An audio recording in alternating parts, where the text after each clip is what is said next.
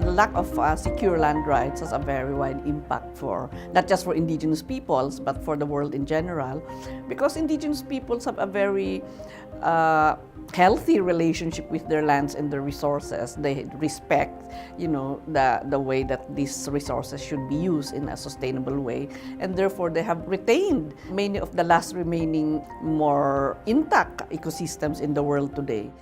If you care about justice, you have to worry about climate change, and you have to worry about inequality. And so by putting forests and land at the center of this question of inequality and climate change, we find a solution that allows us to protect the forests and to improve the lives and livelihoods of people who live in those lands.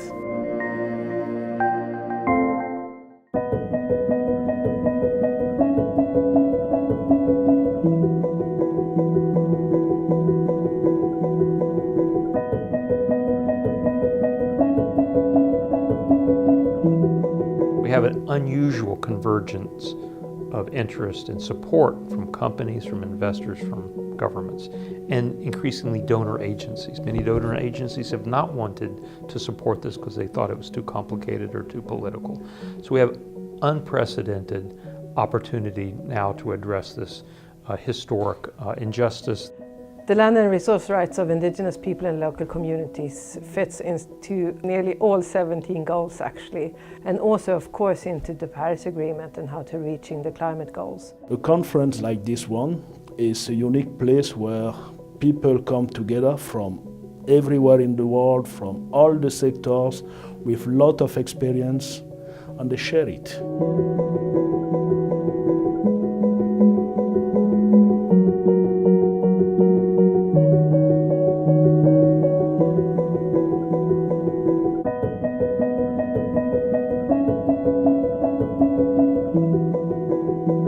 Comenzamos la discusión viendo que las mujeres no somos víctimas, que las mujeres indígenas son portadoras de conocimientos y que lo que necesitan son oportunidades para que su voz se pueda escuchar en distintos espacios.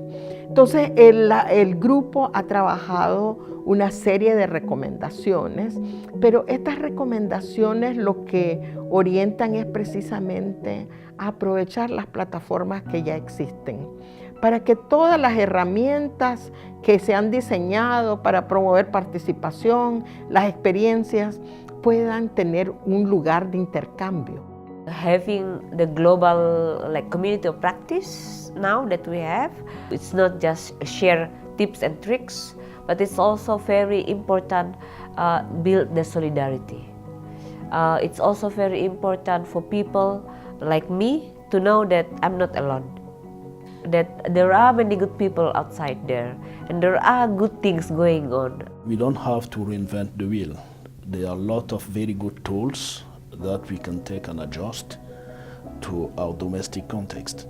So all those innovations are really useful in the sense that this is part of what we learn. This is part of what connects us to other people.